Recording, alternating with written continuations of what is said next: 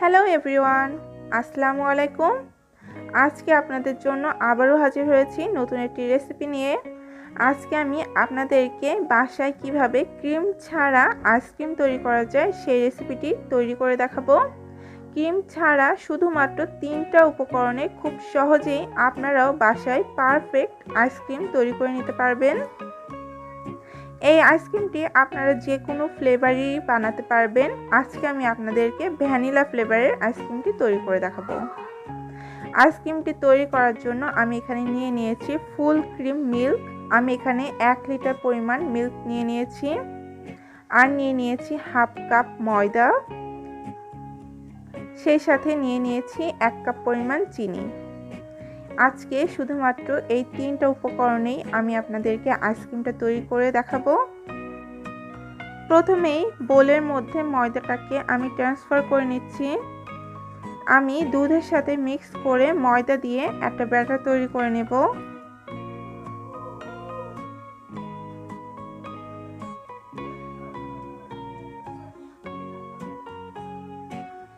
আমি এখান থেকে কিছুটা পরিমাণ দুধ নিয়ে নিচ্ছি। আপনারা চেষ্টা করবেন এখানে ফুল ফ্যাট মিল্কটাই ব্যবহার করার জন্য।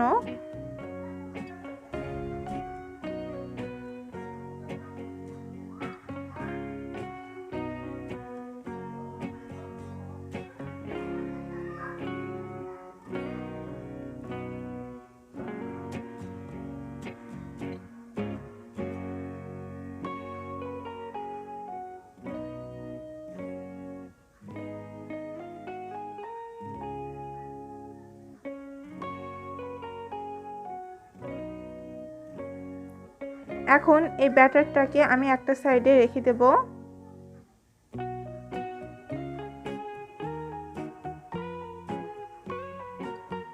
আইসক্রিমটা তৈরি করার জন্য আমি এখন সরাসরি চুলায় চলে যাব। আমি দুধটাকে চুলাতে বসিয়ে দিয়েছি। এখন এই দুধটাকে জাল করে কিছুটা ঘন করে নিতে হবে। অনবরত নেড়ে চেড়ে দুধটাকে ঘন করতে হবে।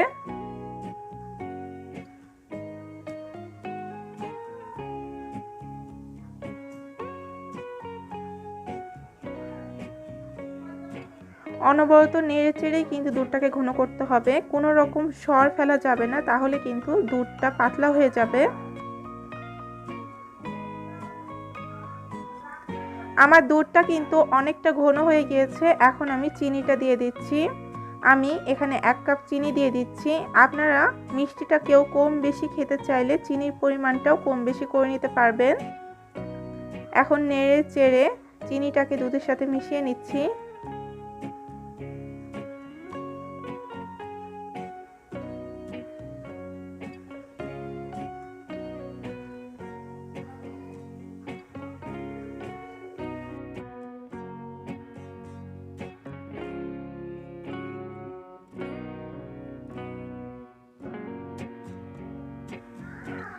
দেখতে পাচ্ছেন আমি দুধটা অনেকটাই ঘন করে নিয়েছি।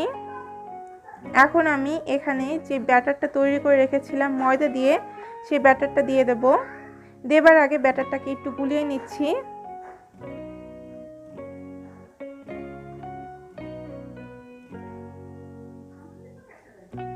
এখন অল্প অল্প করে ব্যাটারটা দুধের মধ্যে দেব আর মেশাতে থাকবো। এই পর্যায়ে চুলার ফ্লেমটা কিন্তু লো ফ্লেমে আছে। এখন এটাকে অনবরত নেড়ে চেড়ে আরও কিছুটা জাল করে ঘন করে নিতে হবে।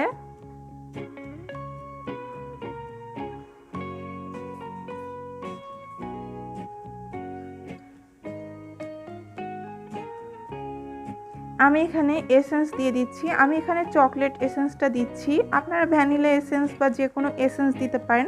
আবার চাইলে কোনো রকম ফ্লেভার ছাড়াই আপনারা আইসক্রিমটা তৈরি করে নিতে পারেন।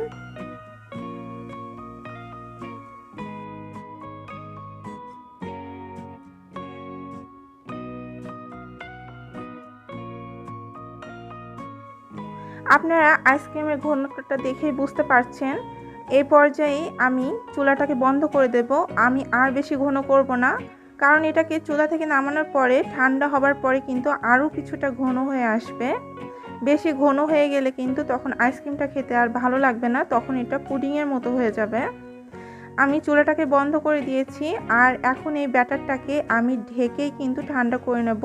কোনো মতেই কিন্তু এটাকে খোলা রেখে ঠান্ডা করা যাবে না। খোলা রেখে ঠান্ডা করলে কিন্তু উপরে মোটা একটা সর পড়বে, তাই এটাকে ঢাকা দিয়েই ঠান্ডা করে নিতে হবে।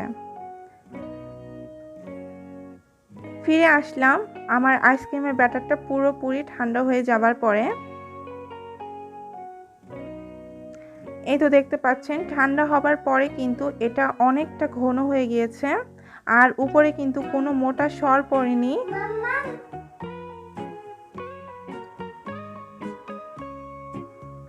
এখন এটাকে আমি একটা বোলের মধ্যে ট্রান্সফার করে নেব।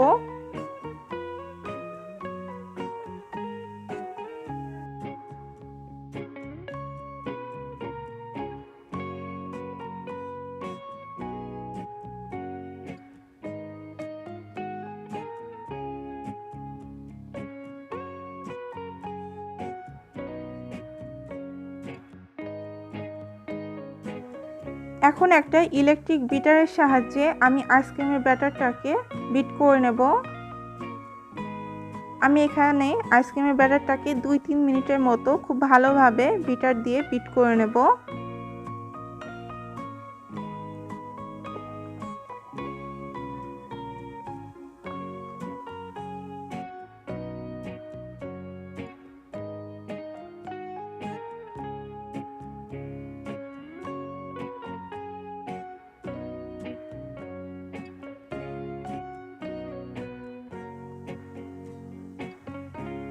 আমি এটাকে 2-3 মিনিটের মতো বিট করে নিয়েছি। এখন এই অবস্থাতেই আমি এটাকে ভালোভাবে ঢাকা দিয়ে ফ্রিজের ডিপে রেখে দেব।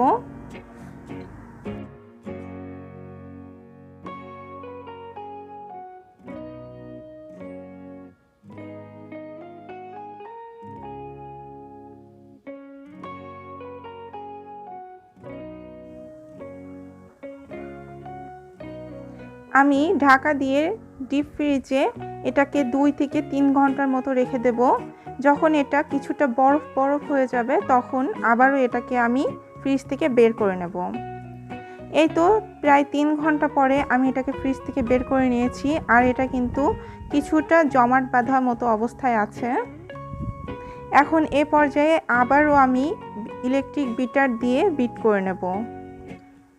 আমি এটাকে 5 মিনিটের মতো বিট করে নেব, যতক্ষণ পর্যন্ত না এটা অনেকটা ক্রিমি ফোমের মতো হয়ে যাচ্ছে।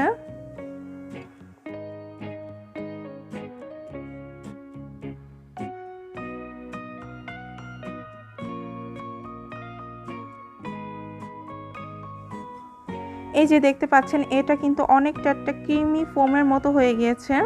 আমি 5 মিনিটের মতো বিট করে নিয়েছি।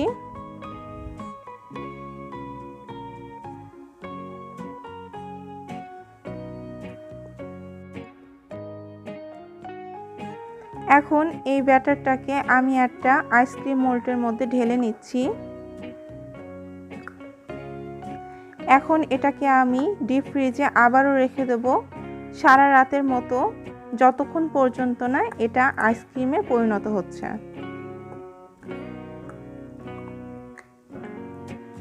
আপনারা এটাকে 5 থেকে 6-7 ঘন্টা পর্যন্ত ফ্রিজে রাখতে পারবেন, তাহলে পারফেক্ট একটা আইসক্রিম হয়ে যাবে।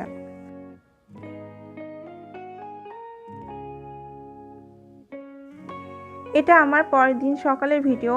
আমি সারা রাতের জন্য এটাকে ডিপ ফ্রিজে রেখে দিয়েছিলাম। আমি পরের দিন সকালে এটাকে ফ্রিজ থেকে বের করে নিয়েছি আর এই যে দেখুন আমার আইসক্রিমটা পুরোপুরি রেডি হয়ে গিয়েছে।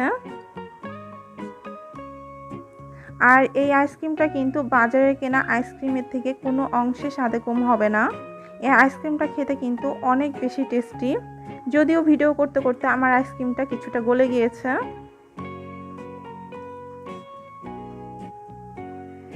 আপনারা দেখেই বুঝতে পারছেন আমার আইসক্রিমটা কতটা ক্রিমি হয়েছে। আপনারাও অবশ্যই বাসায় ট্রাই করে দেখবেন, আশা করি আপনাদেরও ভালো লাগবে। খুব সহজেই আপনারা আইসক্রিমটা বাসায় তৈরি করে নিতে পারবেন। আজ তাহলে এখানেই বিদায় নিচ্ছি। আল্লাহ হাফেজ।